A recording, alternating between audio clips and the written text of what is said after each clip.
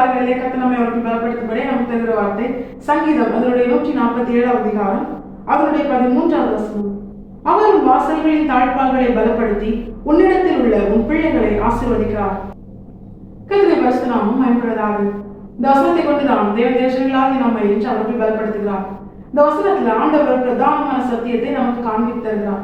இதற்கு அநேக ஆவிக்குரிய அர்த்தங்கள் இருந்தாலும் இன்று நம்மோடு கூட கர்த்தர் பேசி உணர்த்துகிற பிரதானமான சத்தியம் என்ன தெரியுமா?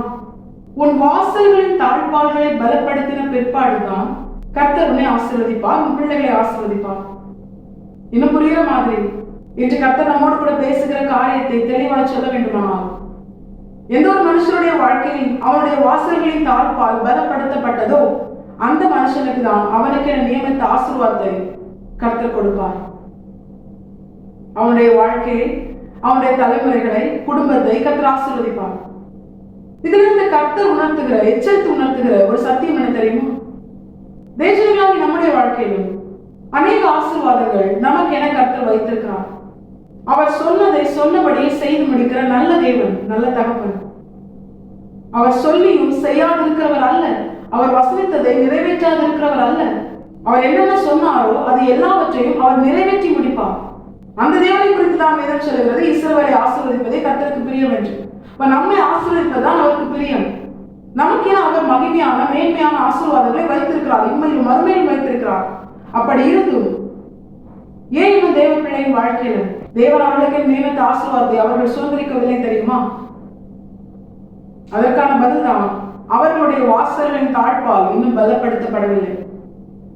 ஏன்னா ஒரு மனுஷனுடைய வாழ்க்கையில அவன் வாசல்களின் தாழ்பால் பலனுள்ளதாய் பலப்படுத்தப்படாமல் இருந்ததையானால் அவனுக்கு தேவன் கொடுத்த ஆசீர்வாதத்தை எளிதாக சத்துரு பறித்து கொண்டு போவான், எளிதாக அதை அவன் இழந்து போவான்.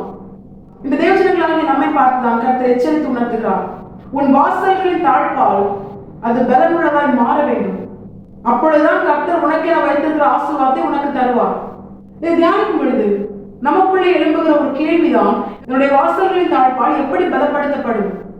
இந்த வசனம் சொல்லுகிறது, கர்த்தர் தான் தேவ ஜனங்களாகிய நம்முடைய வாசல்களின் தாழ்பால்களை பலப்படுத்துகிறார். வாசல்களின் தாழ்பால் என்பது வீட்டில் உள்ள வாசல்களின் தாழ்பால் அல்ல. நம்முடைய வாழ்க்கையில் கர்த்தர் தருகிற ஆசீர்வாதத்தை சத்துரு பறித்து கொண்டு போகாதிருக்க, சத்துருவின் உட்புகுதல், குடியோடி போகுதல் இராதபடிக்கு கர்த்தரை தெய்வ பிள்ளைகளுக்கு என அவர்கள் ஆவிக்குரிய வாழ்க்கைக்கும் பூமிக்குரிய வாழ்க்கைக்கும் ஊழிய வாழ்க்கைக்கும் அவர் ஒரு வாசலையும் அதற்கென ஒரு தாழ்பாலையும் அவர் ஏற்படுத்தி இருக்கிறார். கர்த்தர் ஏற்படுத்தின அந்த வாசல்களின் தாழ்பால்களை கர்த்தரால் தான் பலப்படுத்த முடியும். கர்த்தர் நம்மிடத்தில் எதிர்பார்ப்பது என்ன தெரியுமா? இதற்கு முந்தின வசனம் அதை தெளிவாக சொல்லுகிறது, எருசலேமே கர்த்தரை ஸ்தோத்தரி, சீயோனை உன் தேவனை துதி. தேசங்களாகி நாம் கர்த்தரை ஸ்தோத்தரிக்கவும் கர்த்தரை துதிக்கவும் வேண்டும் என்று கர்த்தரை எதிர்பார்க்கிறார்.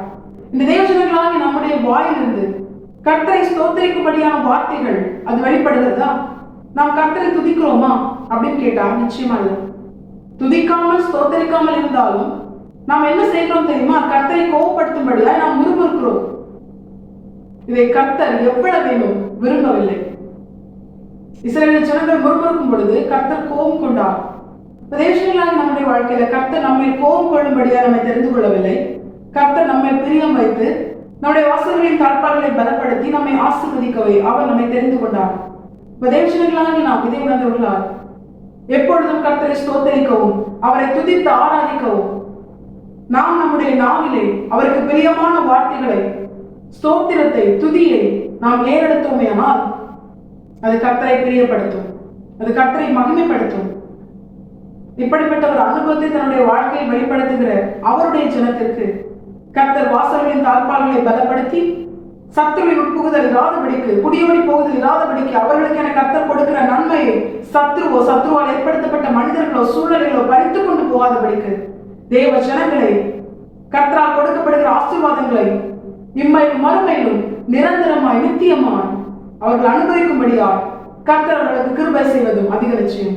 தேவஜனங்களாகி நாம் இதை உணர்ந்தவர்களால் கர்த்தரை ஸ்தோத்தரிப்போம், கர்த்தரை துதிப்போம். கர்த்தர் நம்முடைய வாசல்களின் தாழ்பால்களை பலப்படுத்தி நம்மை ஆசீர்வதிப்பார், இம்மையிலும் மறுமையிலும் ஆசீர்வதிப்பார், நம்மை உயர்த்தி நம்மை அவர் மகிமைப்படுவார். கர்த்தர் இந்த வசனத்தை கேட்டு அனைவரையும் ஆசீர்வதித்து வழிநடத்துவாராக. கர்த்தரை பரிசுத்தம் மட்டுமே மகிமைப்படுவதாக. மாரநாதா இயேசு வருகிறார், ஆயத்தமாகவும் பெற ஆயத்தப்படுத்துவோம். ஆமென். பலன் ஒன்றுமில்லை என்று நான் அறிவேன், அவர் பலனின்